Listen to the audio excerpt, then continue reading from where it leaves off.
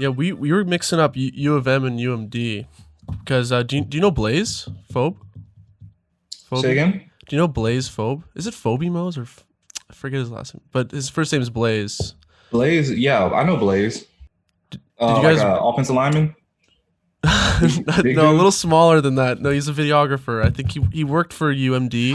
Oh, Blaze. Blaze. Yeah, yeah, yeah, yeah. But yeah, so you just met him through like the DMs. Yeah, he hit me up. I don't think he may have tagged me in the video, or I don't even really remember like how that all went down. But it was 100% through the wide receiver off the football team. He was putting out. I think I gave him his footage. Like I gave him like the footage that like I shot for like the season because he's like always asking me for stuff. So like I just like packaged like all of his stuff together and just like gave it to him and was like, here, like go crazy with it, like do whatever it is that you want to do. And then like next thing I know, like there's like a million different videos from like a million different people. Like using all of this footage, I'm like, dude, like it was one season. Like you didn't have to go like this crazy. But like, yeah, that's what he did with it, and it was just like whatever. But just growing the reach. There you go. And how was it just the one guy, or how common is it for you to get approached by your athletes and be like, I want this for the gram, I want this for my social? It's very common. I think a little bit more so like now it's it's kind of frowned upon by like the university and stuff like that. Really? Yeah, it kind of just depends on who is in charge of like the social media accounts and things like that. Like I'm not directly in charge of the Gopher social media account. Mm-hmm. So it kind of just depends on like who you have running that and how they feel about things and stuff. And like some people, they want to keep everything for themselves. Other people, like they just want the massive amount of reach. They don't care if it goes through their channel or whatever. Like they do, but like as long as it's like continue to like grow the brand and things like that, they don't really care too much. But here they care a little bit more. I've gotten in trouble on multiple occasions for Really? Oh no, let's get into that. yeah, I've gotten in trouble on multiple occasions for doing that stuff. But the way that I look at it is I was an athlete. Back in like 2009, I played football at FAU down in South Florida. And coming away from that, I didn't have a whole lot of video or like photos of myself and everything. Like I just like, even like to this day, like I still don't have like those like memories or anything like that. So whenever like a guy comes up to me and he asks me like, dude, like, can you give me like this video? Like I had this amazing catch, I had this amazing tackle or whatever. It's like, I'm gonna give it to you. Like I'm not gonna like hold on to it or anything like that. And if I get in like a little bit of trouble for it, like whatever, like For sure. not really too worried about it. But here's the thing: is there like a fine line where you're like, oh my god, all these dudes are asking me for photos? Like this is like taking so much time. I don't name everything. Like, I'm a videographer, and sometimes kids are asking for clips who I'm shooting for. I'm like, dude, like, I'm gonna upload like all these gigabytes. Like this is. I'm busy, Yeah, no, it's so mainly with the wide receiver. He was like the main one, like every week, like on me, like I can't wait. And I was like giving it to him, but then it was just like, dude, like I got other stuff I gotta do. Like this will take up like a whole entire day for me if I do it for like everybody and things like that. So there is a fine line, and we kind of have that happy median now. It's not that bad. But yeah, like it can be exhausting, especially like it's like everybody, especially like a football team where there's like hundreds of people. They want something. Even like the GAs, like the assistants and the coaches and stuff, they'll come to you and be like, hey, like, hey, I look good in that. Yeah, like I saw God. you next to me, like with the camera, like at the game. So yeah, it's cool though. It's cool to give people stuff, but like don't stress yourself out over it, and like just do it like whenever you got time to do it. And it's like, how do you politely say no? Because like you don't have the time. They don't get it, man. Like a lot of people don't understand what goes into video and photo. It's like it's a lot of time, editing and finding clips like that wears me out, to be honest. And then if I'm getting worn out in that part of the work, and then I got people asking, I'm sure you get asked like crazy too at the school. Like, it must be overwhelming, the whole team. Yeah, it can be overwhelming, but you know, you you honestly just have to just get it in your head that like all that stuff is really secondary. Like your main job is your job, so you got to do that first. And if you just got to tell them like, hey, dude, like I'm super busy right now, like I can't do it right now, but like whenever I can, and I'll get it to you like when I can get it to you. It makes things a little bit better. For photos though, we have kind of found a workaround. I'm not too sure what it is. I've never used it before. I think it's called like Teamworks or something like that, or it's something that our photographer is using. And pretty much what happens is whenever he uploads all of his photos and like, you know, he goes ahead and does all the tagging and, you know, puts the position, linebacker, their name, whatever, it automatically gets uploaded to a folder that is in like this like connected like thing, a Dropbox in a way. It's kind of like a Dropbox. It's kind of like a Dropbox, but like as soon as he uploads it, and it gets put on this server, this online server or whatever, it goes to all the athletes' Dropboxes and sorts itself, and so they'll have all their pictures and stuff like that. But we haven't really figured out a way to do that for video yet. So video's a bit tricky. You got those huge file sizes. Exactly. And so what do you shoot on?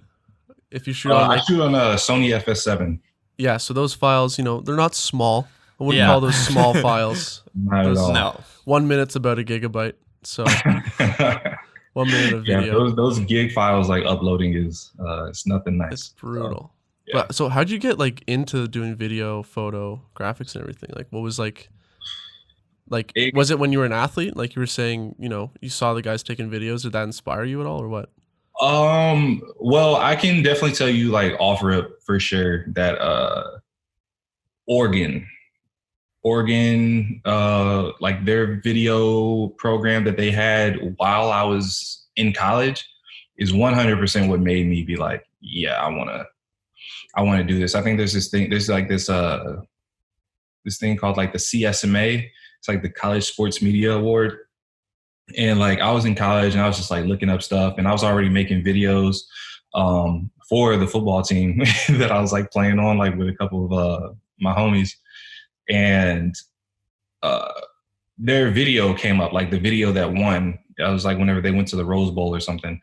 And I saw that video and I was just like, yo, like this is insane. Like this is like my videos are bummy right now. Like I need to like I need to get to that level. Like I want to do that. And like, yeah, ever since then, like that's just like pretty much like what I've been like shooting for. And that's for sure the catalyst that like drove me to want to do this stuff. But overall, what got me into video in general was I was just growing up. I was always like a very like artistic kid. So I was always drawing. I got like a camera for like my birthday and like a little tiny one that you get like from like Walmart or something like that. And like like and a T5i. Not even like the one where you like hit the button on the side and like the little lens like comes out. Oh, the 2010 classic. Like, yes. Do you ever see those old pictures of like concerts back in the day, like before the iPhone or like right when it was like getting big? All just those little like tiny little cameras like this big. The whole audience. Now it's just iPhones. Yeah, for sure. So I had one of those. I was like taking videos. I was taking photos. Just being like absolutely like creative. Like I've just always really just loved the arts, like no matter really what it was. And then I got to high school and I really got to put it to the test. Like my coaches, they were helping me get recruited kind of, but I ultimately I had to like take it into my hands. Like my mom, she had filmed my games since I was playing Little League football all the way until high school.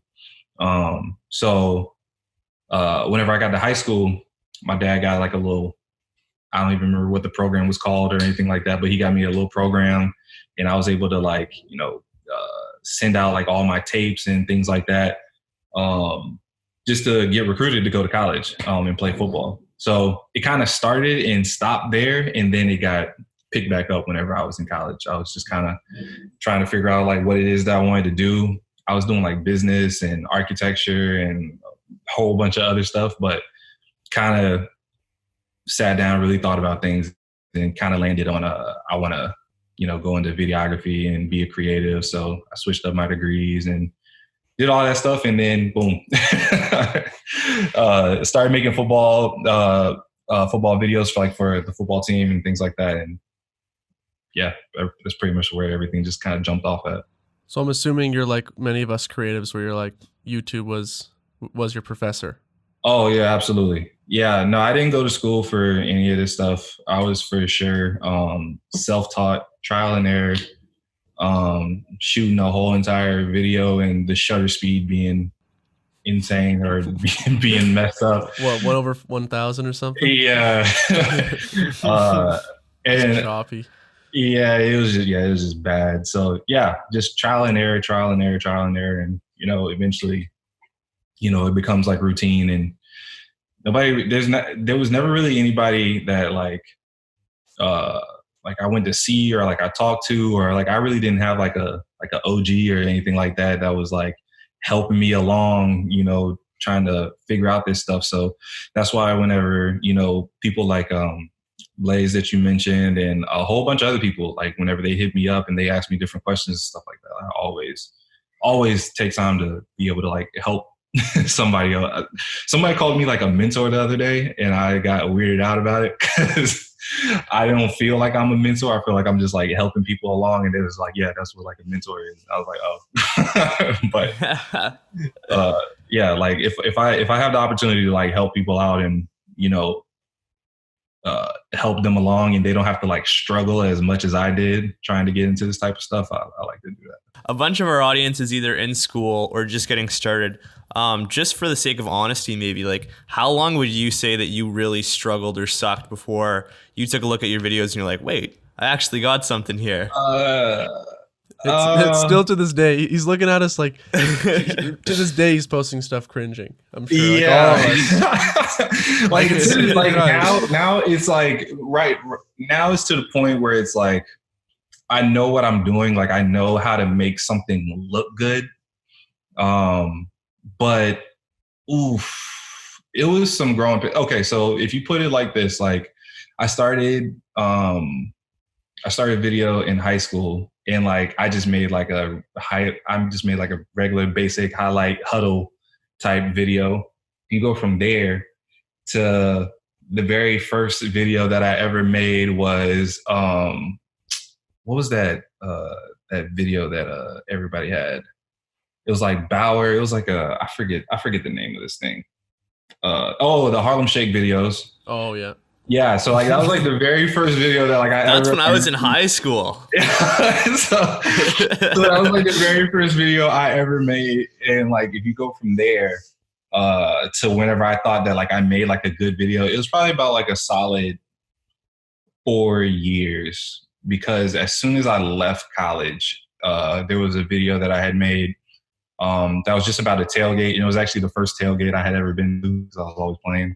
But I was like, dang, this video is actually like really good. And I was like, okay, I really feel like I can move forward and still grow. But like, if my videos don't get any better from right here, I know that like my videos are still solid. So it took probably about like 4 years for me to be like, all right, I don't suck anymore, like kind of thing. Yeah. But there's always like another level. Like you'll see the stuff, like we have there's a production house here that's called Elite Edge. And I think I love their stuff. I know exactly what you're talking about. So you look at that, right? And I'm like, okay, yeah, I'm making like football videos or whatever. And then they'll come out with like some like crazy intro video. And I'm just like, dang, I suck.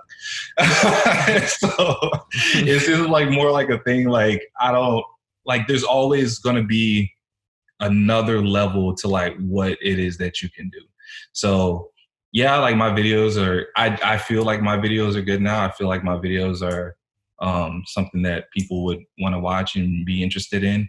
but I know for sure that there's like another level, and maybe like 5 years down the line, I'll look at these videos and be like, man, I don't know what I was thinking, kind of thing. So, so for everybody who's, you know, watching, like, don't get discouraged or anything like that.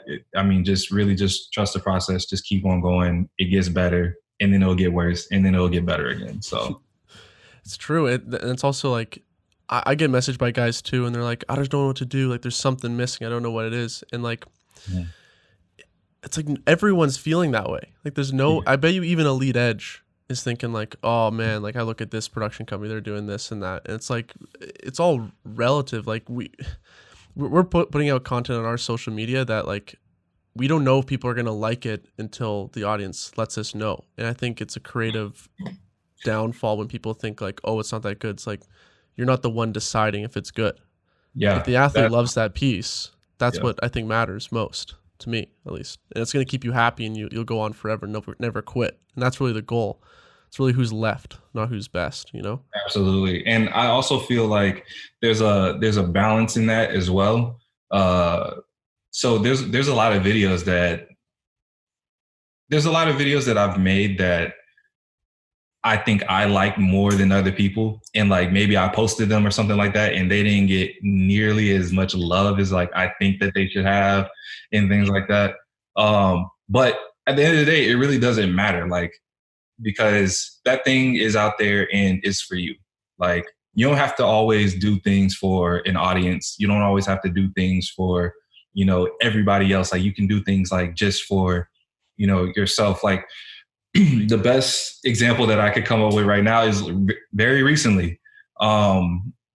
These past, I would say like the past month, I've really like challenged myself to go out and shoot other things other than just sports. I've been trying to do that for like the past couple of years, but you know, football is very busy. Sports is very busy.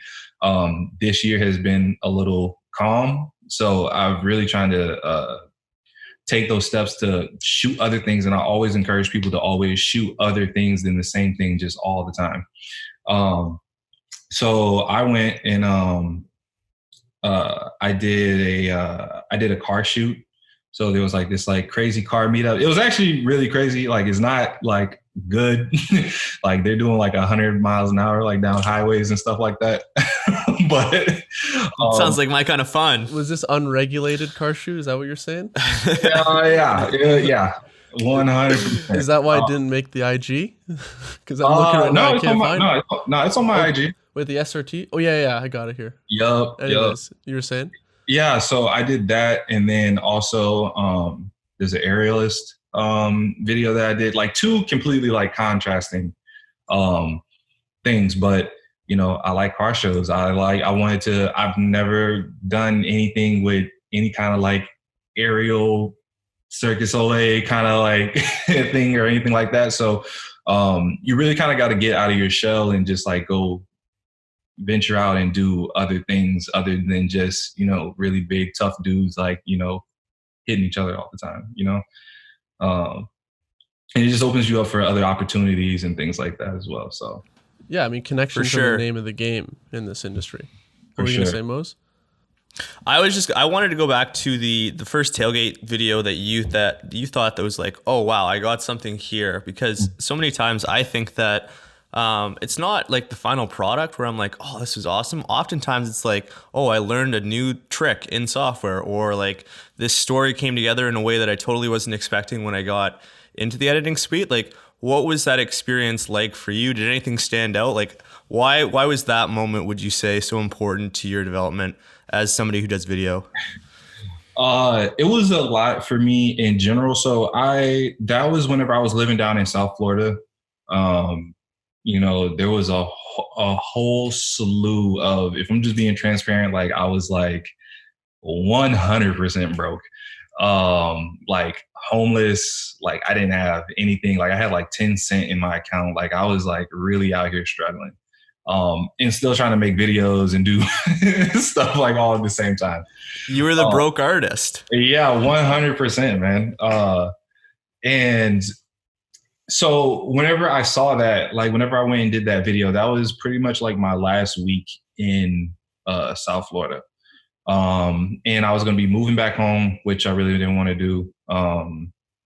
But I moved back home, and with the idea that, yo, this is going to work, this is going to pan out. And like, really what was in that video was just like, I don't know. It was just the way that it just felt easy. Like it felt easy. Like it came together easy. Like I wanted to put like the emotion and the feel and everything that that was at the tailgate into the video. And whenever the video was done, and I like still, whenever I watch it to this day, like I still can go back and feel like that energy and feel like, you know, I'm there again. So once I saw that, I was like, okay, like I can do this. Like that's really what it was. But now it's more so, how do I get into a situation where this is sustainable for me, and not be broke as hell trying to do this stuff. So I went back home, and it was tough. Like it was really tough. I was back home. I was working on like a military base, at like a gym, just like checking people in and stuff like that. I got a job working on a ship. Like it was like a bunch of ships and stuff like that would come in. And you know, they would transport like sheet metal and stuff. So you have like these tons and tons of, and I'm not like a little dude. Like I'm like 6'3", like, you know, 240. Like I'm just coming off of like training for like the NFL and stuff like that. And like ships are made for like small people. And like I'm squeezing through like these like little tiny crawl spaces and stuff like that. And like all day, like I'm having like these like hundreds of tons of sheet metal, like, you know, potentially, you know, dropping on my head like at any time and stuff like that. I actually found out that like the position opened for me because like something actually did happen to somebody else on the job. Oh my goodness. Yeah, man. So like, yeah, it was interesting. It was interesting. But you know, while I wasn't like, whenever I wasn't doing that, I was just constantly looking up jobs. And you know, once I found out that jobs weren't going to accept me because this is a thing for everybody out there who is listening. If you are doing like your own thing, it's like your own company, like, you know, you're doing like freelance work and things like that. A lot of times, universities and stuff like that, they'll only see that as kind of like a hobby. So they only count like a third of that. They don't act like, for as far as like years of experience, they only count like a third of it. Which I was told on multiple occasions, and I did not know that going into this. Maybe it's a little bit different now, you know, just because of how social media is and everything like that. But for me, I was like, I have like 8 years of experience doing this type of stuff. And yeah, they were like, yeah, but we're going to take a third of all of that because, you know, it was just freelance or it was just whatever. So I had to go through all that. So then I eventually just had to do an internship. I just started looking at internships everywhere. And I think it was like I put in like over like 500 applications or something like that. Like just constantly like just like beating down the door, like trying to like get in. And finally Minnesota hit me up and gave me the opportunity to go into their internship program. And a year after that, I had a full-time job. See, that's a different. That's an incredible story. And very interesting, because usually you hear like, oh, I was a student there, into video, started doing it for like credits and whatnot. I think that's what Blaze was doing. Was it not, Mose? Mm-hmm. And that's how they usually get their in, and then it turns into maybe a career, or they bounce around to schools, whatever. So that's a really interesting story. I was expecting you to be like, yeah, I went to University of Minnesota, played football, picked up the camera, and then boom, there we are. No, absolutely not. I thought that that's how it was going to go for me. I actually was begging my my alma mater. I was begging them to let me, because whenever I started doing videos for them and things like that, I was obviously only able to edit the videos. My homies were filming at the time. I wasn't. We were begging them to like just like let us just do it, like damn near for free. Like we was like we'll just do it like for literally minimum wage. Like you could pay us like the same amount that we would get paid at like McDonald's or something like that, and we will do this. But at the end of my senior year, we were talking to him about it, asking him about it.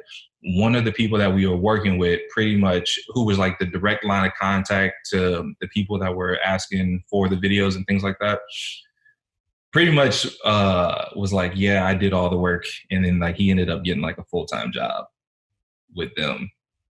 So it wasn't really like it's been a long journey. It's been like, that's how I wish it would have went. And I would still be making, videos for like my alma mater, like right now. But, everything happens for a reason. So it's like, whatever, you just got to move on. And I knew that this is what I wanted to do. So, nothing was really going to stop me from doing it. Exactly.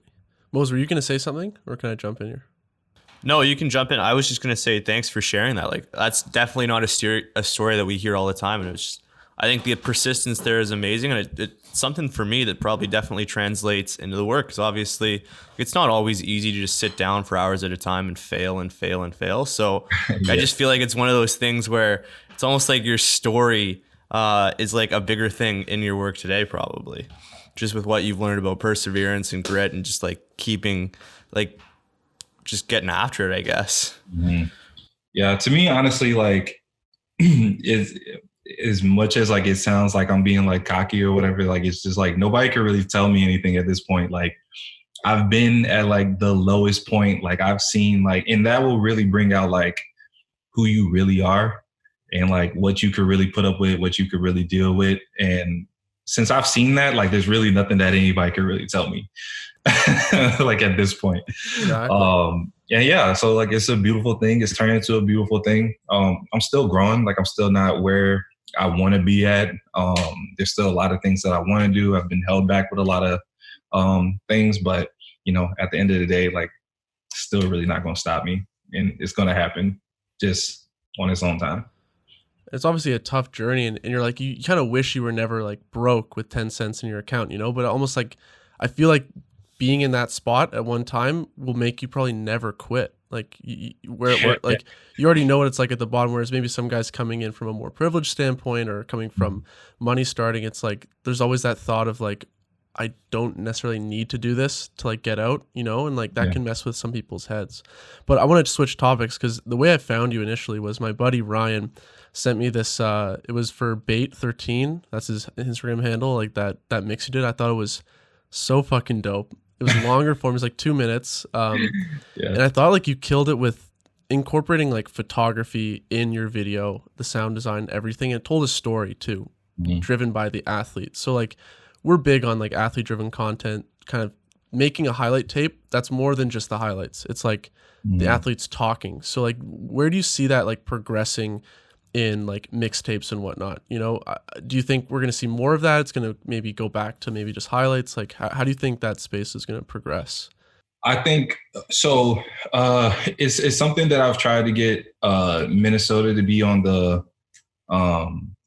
in the front of before like a whole bunch of people just like kind of like just like cling to it and start doing it, and you just start seeing it everywhere, is honestly really getting into the story of the athletes. Like there's a lot of things that like I went through and stuff like that I think that would be inspiring to other people, just for them to hear. And I'm not even talking about just like the video stuff. I'm talking about, like whenever I was an athlete, there's a lot of stories that I think would be inspirational to people. Kids, like, they look up to athletes as like superheroes. There are grown men that look up to athletes as like superheroes, So, just telling the story and getting like certain stories out there combined with, oh, this is like a badass athlete as well, is definitely where I think things are going to be going. And we're going to see a whole lot more of that in the future. It's just how you go about, I guess, telling those stories. Like I posted a picture, a couple pictures the other day of Rashad Bateman and Braylon Oliver. And that those pictures were took like over maybe like a year and a half ago. And the video just like never came out. Like we had the video queued up, like it was ready to go. But we just never were able to post it just because, sometimes like it just depends on who your social media manager is. We wanted to post it like as soon as it was done. Like we want to get this out there. It looks clean. It's nice. Like it has like a nice backdrop. And those photos are actually just about them talking about their tattoos.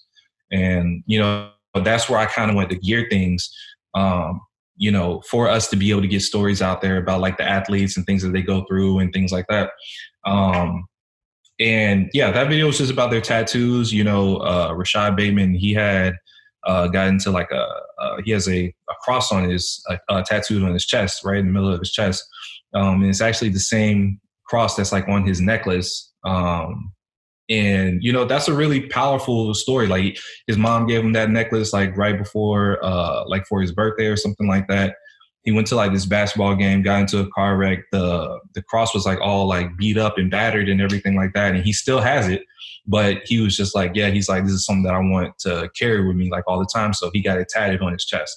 There's things like that, like, that probably nobody knows, and, those are the kind of stories that are really interesting and the stories that I really care about getting out there. And then combining it with, some cool highlights and stuff like that is definitely, the way that I'm trying to lean as far as like content creation.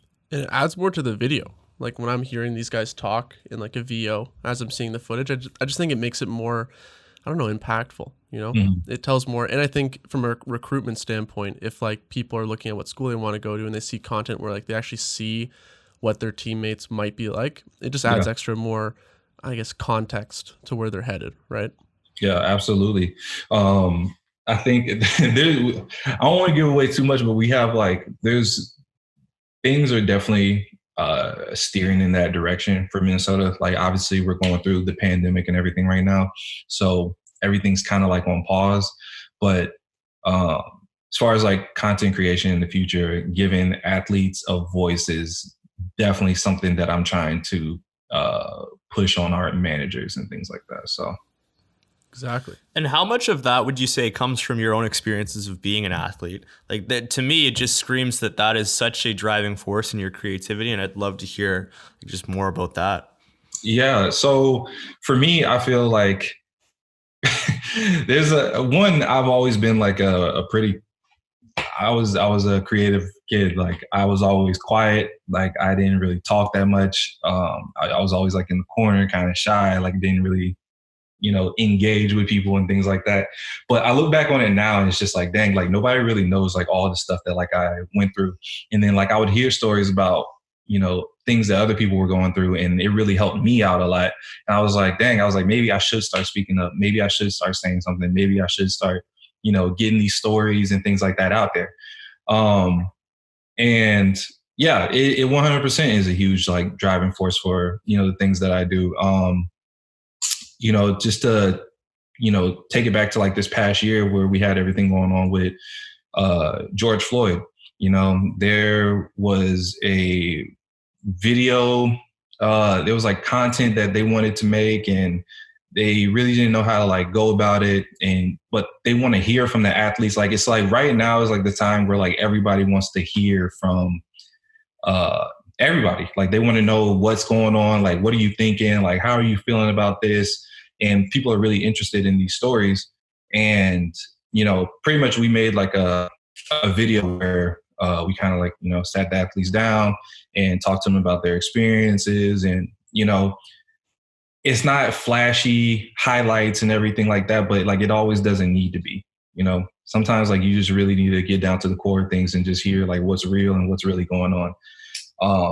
So yeah, for me, like that's 100% like something that's like very important to me is like just making sure that I'm always like even telling the athletes like off to the side and stuff like that, like just make sure that you're heard, like whatever it is that you're feeling or whatever, like just make sure that you're heard, like whether it's like on social media, whether it's just to, somebody that said something that like you didn't like, just like, just make sure that it is that you're heard. And if I can give you a platform and you could tell me something that's important to you and I can take it to the people that are in charge of, what goes out on our social media and things like that.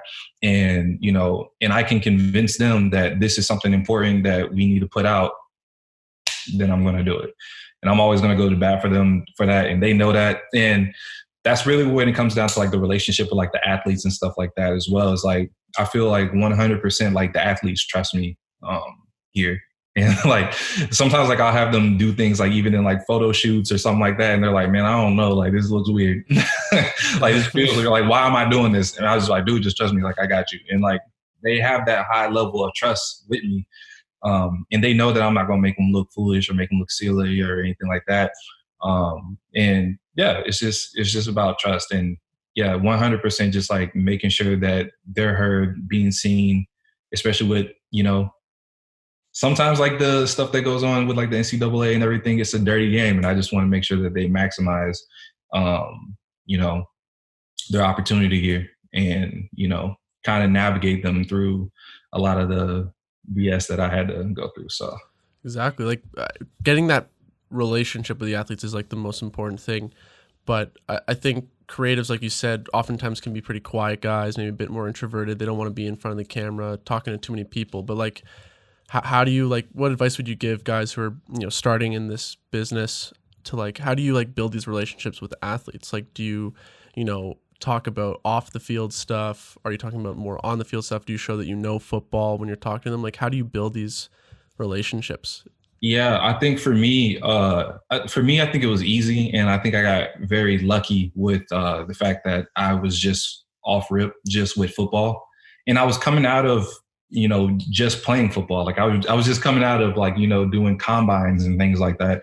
So I'm talking to these guys and they're like, oh, like you was doing this, you was doing that. Like you got invited to this, like, like they have a lot of questions. So like just being able to like casually talk to them and not see them as like this huge figure of like, oh, you're an athlete. Like, oh, you're like, you're this guy who's potentially going to be, an NFL draft pick and everything like that. Like, that's not what they want to, that's 100% not how they want to be treated. That's not how they want you to like approach them or anything like that.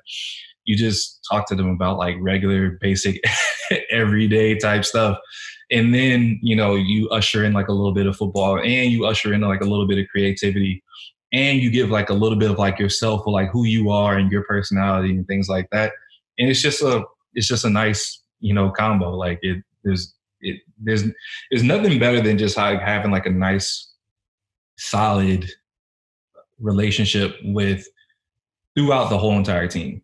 Like it makes things a whole lot easier. Like there's times that like, we need them to come in and, be a model for us for something or something like that. If they don't know you like at all, they could easily just be like, nah, I got something to do. I don't really care about that or something like that. But if they know you and they know that like you need them, like they're not always going to say yes, but they're going to try. They're going to at least try to do it, so.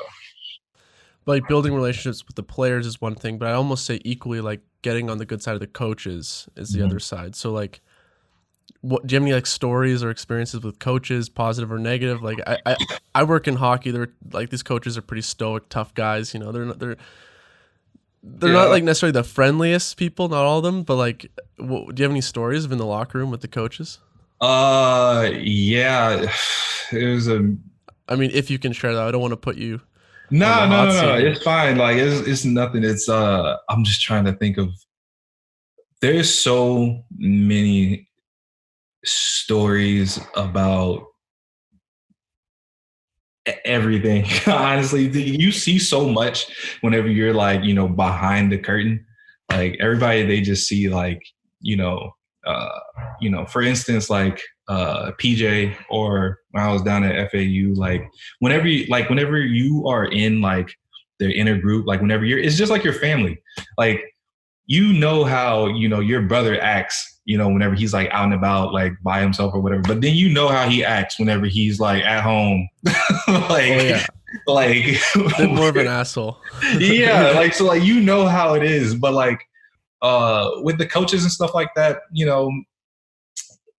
you can build a relationship. I never had, I think I was really fortunate to have played football, understand the game of football. Didn't necessarily come. I'm 100% like a huge nerd, but like I feel like I don't necessarily like scream nerd necessarily, like whenever I'm just like walking around. And I don't think that they get that from me. They're just like, oh yeah, this like tough, like football guy. Like that's how they see me. So for me, building a relationship, talking X's and O's with them, talking, if it's the strength coach, being able to talk, oh yeah, I did, this much on squats or whatever, whenever I was in college, like, just being able to kind of like bounce in and out of conversations and having like that diversity of being able to talk to literally anybody, definitely helps you out a lot. And definitely, just like the athletes, like it gets them to trust you.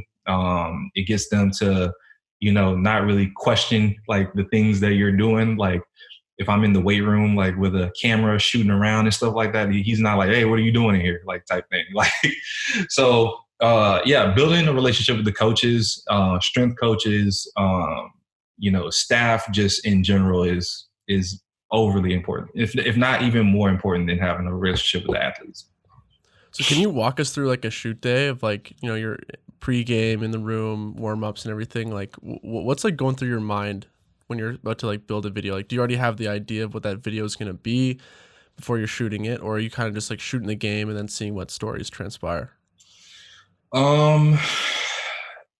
It's honestly, for me, I would say overall, it's probably been, a lot of people, they look at my stuff and they're like, oh man, like you did this, like you executed this because of this reason. Right. And I'm like, yeah, like, yeah, it was definitely because of that. Like, but like, no, like a lot of times, like whenever I'm going into a game, it depends on if it's like a game, an intro or a trailer or something like that. If it's a game, I'm just going out there, just shooting the best stuff that I can.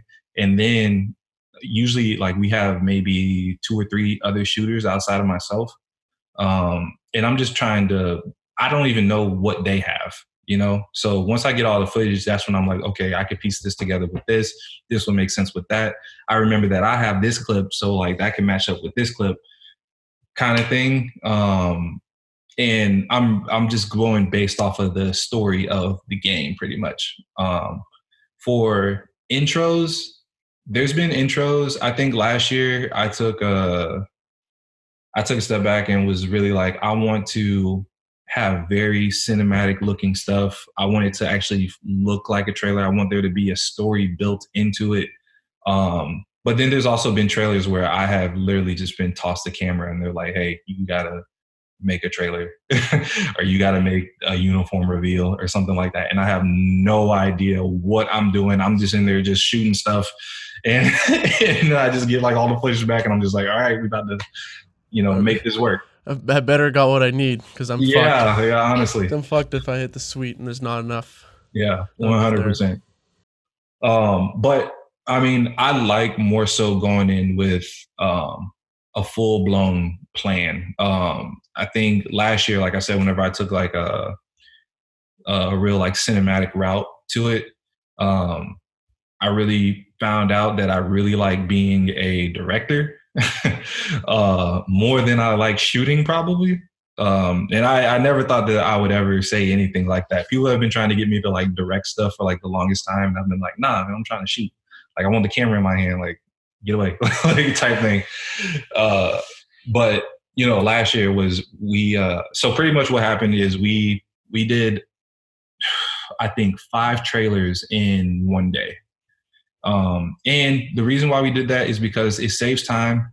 We don't have to worry about scheduling out a bunch of days throughout the season to make these trailers or anything like that.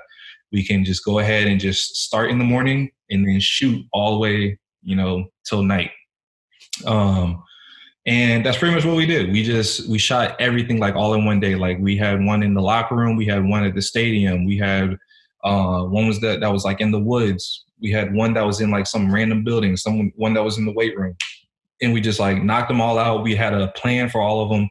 And it was the smoothest year I've ever had, like making trailers or anything like that. It's definitely way better to go in with like a plan like that than just like shooting from the hip and not really knowing what you're doing.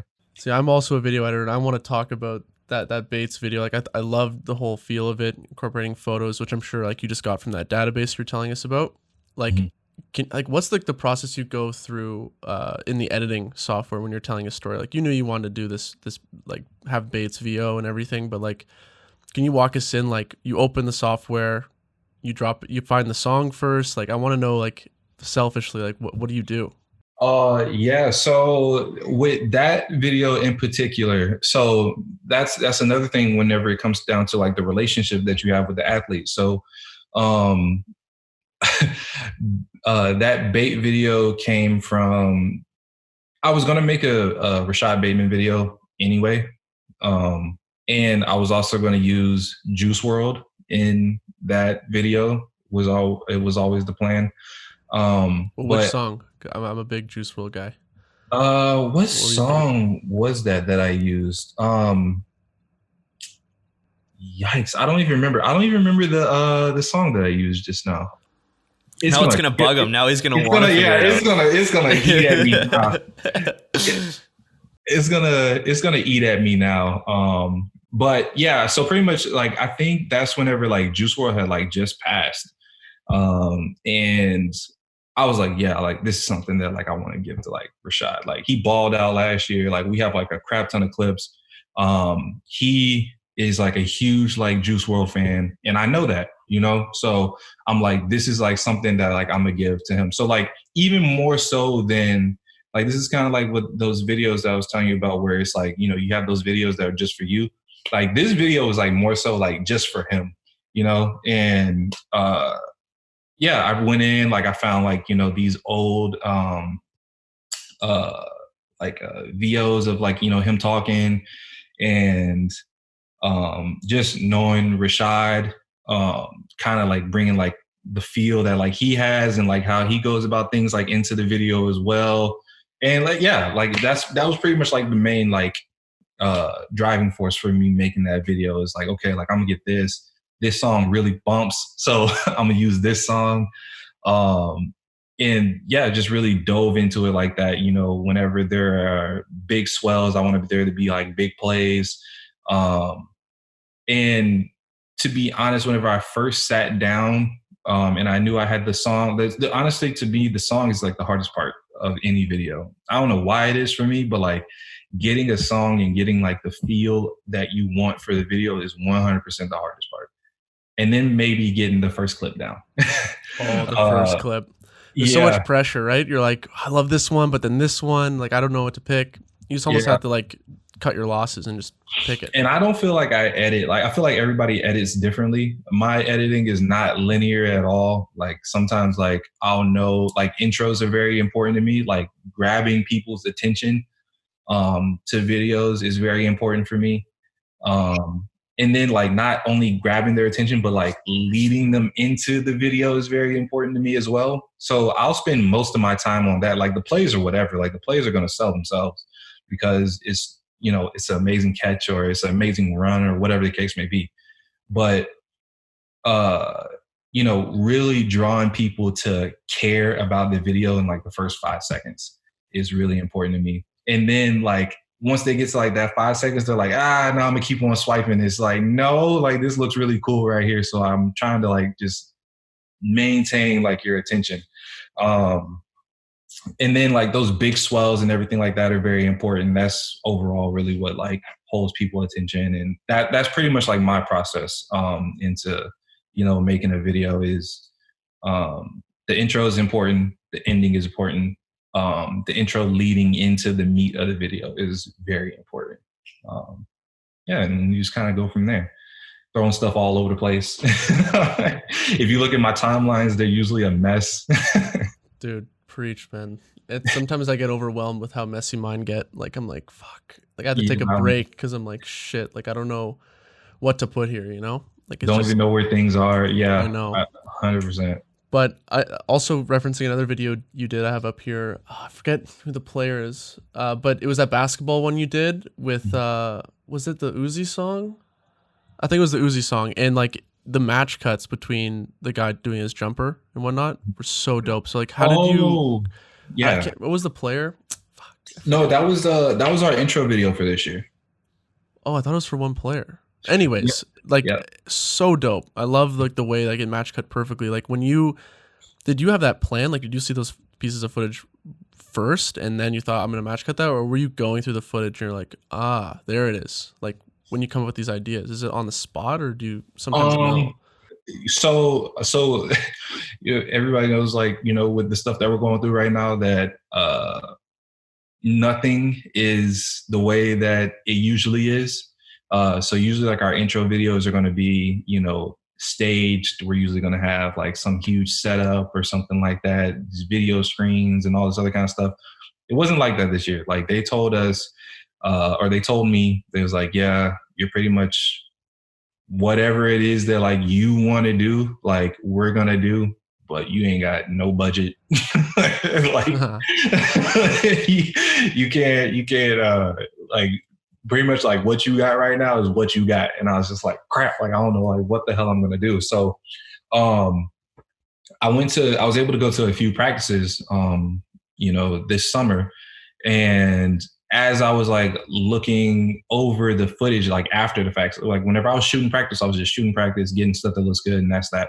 But whenever they were like, yeah, it's time to make the intro video, I was going through like the practice footage. I was going through the footage from the season last year, and things like that. And I was just like, dang, like everything that like basketball players do is like really consistent. Is really like the same way, like every single time. Like if like you look at the form of like Curry, like every single time it is probably damn near the same. So I was like, yeah, I always want to put like an emphasis on that. Like whenever this dude's like pulling up for like a jumper or something like that, I wanted to like freeze a little bit, switch to like a different clip that I already had. So like I was looking at that footage like from practice, and I was looking at the footage that we already had from the previous season. I was just like, yeah, I'm gonna try to match that up the best I can. It was a pain in the ass, but I was able to get it to work. Yeah, I thought it was fantastic. And I want to move into also just working with the athletes as well. We were talking about it a bit, but like, are there any like really inspirational or just crazy stories you have working alongside an athlete? Maybe it's one-on-one or just it just so happened to happen during a game. Like, do you have anything you can share on that front? Crazy story as in how? I don't know. It's like, okay, an example of this was I shot a documentary on this hockey team. They're minor midgets, so it's like 15 years old. They're about to go into the OHL, which is like the semi-pro, not semi-pro, but like it's almost at the NHL, one step below. And the year before I was shooting, their goalie was like murdered by his mom's boyfriend at the time, and it was like really tragic. And the whole year was devoted to him. And at one of the games, it was like this prospect game. A bunch of the players from that team I was following were in it, and the father of the kid who died was at the game, and they were down like 2 goals. They come back and tie it right before the end of the game, and I got footage right on the bench with one of the players who tied it up. Came to the dad, gave him big hugs, like, we're gonna win this for Roy, who's the kid who passed. And it was like super emotional. Like it was like really raw moment. And then they tied it after he said that, and they went to overtime, ended up losing. But it was just such like an emotional, like I was almost like tearing up because I'm around these kids all the time, and like they lost this one kid. The whole season's for them, and I just thought shooting that, and then they ended up winning the league. It was just so powerful, you know? Yeah. Were there any? It doesn't have to match. Like that's pretty unique in its own way, but sure, something along those lines. I think there's probably there's a bunch of stories and a bunch of moments like where like I've been shooting and like I've gotten chills like with the stuff that like I'm getting. One that I can think of off rip is probably 2 seasons ago, whenever we were playing Wisconsin. In Wisconsin, I just thought of another story as well, but we were playing in Wisconsin against Wisconsin, and at this point, I think it had been 15 years or something like that since we had like won the Axe or something like in our rivalry. And that's like all they were talking about. That's like honestly like all really Minnesota and Wisconsin really care about. every single year. They're like, we want to be Wisconsin and we want to be Iowa, and that's it. And we hadn't done that in a long time. So there's a guy, he plays for the Giants now. His name is Carter Coughlin. The game came down to the fourth quarter. Our coach, PJ, he had gave this speech like in the locker room, talking about like, you know, don't be afraid to be a legend. I had that video on my Instagram as well. He has like this speech about like, don't be afraid to be a legend. You know, you got to go out there and give it your all, blah, blah, blah, blah, blah. And it was like this like huge, like you could feel it. Like it's like this huge buildup. We were close. It was a close game. And pretty much it comes down to Carter Coughlin, who's like Minnesota born and raised, honestly, as Minnesota as it gets. And he like comes, you know, across like the edge or whatever, and like just like 100% just like rips this ball out of the quarterback's hands. Fumble, we recover. Everybody starts going crazy. It's just like an insane like feeling. It's like, yes, like we finally did it. Like this is something that's been like we haven't done in 15 years type thing. Like, you know, everybody in Minnesota has been like waiting on this. And after the game, you know, people were crying. Like I have there's one shot that sticks out to me the most. His name is Jacob Huff. He was just like, he went to like hug like another player or something like that. And he's just like bawling, crying. Like, you know, he's not from Minnesota, like, you know, has no connection to this, you know, game at all other than, you know, the 4 years that he's been here. And he's just like bawling, like boo-hoo crying, like, and it was like one of those shots that like you're sitting there like shooting it and you're like, dang, like this is insane. But like I just like got like, you know, the hairs like stick up, you know, on you a little bit. And there was like a moment like that. Also the moment last year whenever we beat Penn State to go, I think it was 10-0 or something like that. I can't remember what it was. But we beat Penn State, who was like a powerhouse. There's been a bunch of moments like that. There's been a bunch of moments for me where I've just like, I've literally been like sitting there like shooting, and it's just like, that's the worst thing about being a videographer is that like you have to maintain your composure until like way after the fact. Cause like you're running around like shooting stuff and everything like that. Like you don't have time to be the one that's like sitting there like celebrating, like jumping up and down and all this other kind of stuff. Like I'm chasing people down, like shooting stuff, getting the coach getting Gatorade dumped on them. And you have to be like locked in and like have your eyes everywhere kind of thing to make sure that you get all of these things and that you see all these things. You kind of just have to wait afterwards until you can be like, yeah, like this is dope, this is insane kind of thing. Yeah, I think that's one of the hardest parts. Like you can't really turn off until hours after the game. I just have one last question for you. I think the first thing that struck out to me when I saw your work on your Instagram is that you blend design and video very well together. And I meet a lot of people who are really good at video, and I meet a lot of people who are really great at design, but I don't meet a lot of people that can kind of do that together. Where did the design skills come from, and kind of how do you approach blending the two of those things together? Yeah. I still to this day, I think I suck at design. Like I am like 100% like, it doesn't come naturally for me. Like, like picking up a camera and getting lens flares and, you know, knowing like, it's not really something that I could really just like sit down and just like tell somebody like, yeah, this is how you do this. It just comes very naturally to me. But graphic design does not come naturally to me at all. Like, so I'm 100% like, you know, the graphic designers that we have, like I constantly bug the hell out of them, like with questions. You know, animators, I'm not that great at graphic design, so animation is like even more ridiculous. So anytime that like I have like the opportunity to like learn anything whenever it comes to that, like I'm just I'm right there like looking over their shoulder like, oh, okay, well, no, do that again. Like how many times did you, okay, you did, okay, cool. Like kind of thing. So it's definitely not something that comes naturally to me, but like in my head, I know what I want to happen. I think I've definitely gotten better at it over the years, but definitely not my strong point. I feel it's definitely something that like I think for you, like, you know, you see it, like the stuff that like I put out, and like that's the stuff that I'm like, yeah, I did that.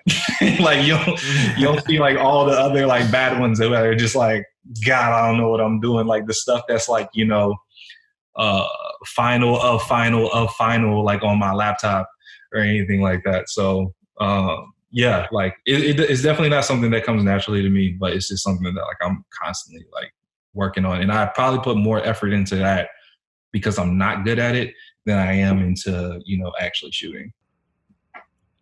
Perfect. Well, thanks so much for coming on, Leo. This is Oh, great. yeah. No, it's not a problem at all. Anytime Really you guys want me appreciate your back, time. man, just let me know. This has been cool. Yeah, we want to talk to more creators and like videographers and designers, and you know, we reach out to a bunch, and it's been great, like just chatting with all you guys. Yeah, this is cool. I love doing this type of stuff like all the time, man. Like I can sit here and just talk about like video like literally like all day. Most of the time I'm usually like around like a bunch of athletes, and like they're into like the arts and stuff like that. Like they like it, but like you're not really surrounded by people that like really like or love like, you know, video or photo or anything like that. So it can get lonely sometimes, you know. Absolutely. You just need to like vent, but no one gets the struggles. It's Yeah. like I shot that whole thing in 24. I meant to shoot it in 120. You know. Yeah, they just see me up over there just like getting mad at my camera. Well, why is he acting crazy? Before we get going, is there anything you want to like plug or say anything before we dip? No, man. Just hit me up on, I think it's _ Leo the creator. Just look for like the red line. That's all you gotta look for. Is that your logo specific? Yeah, that is my logo. I'm working on getting everything settled with that. But yeah, that actually is my logo. That's awesome. Yeah, I went through like 5 of them, but like, but I think I'm settling on that one.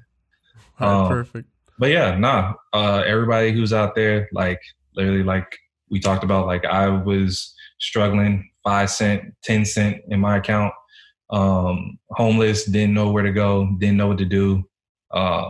If it's something that you're passionate about, whatever it is, whether it's video, whether it's football, whether it's, you know, I don't know, basket weaving, like you can do it. Like just keep on pushing for it.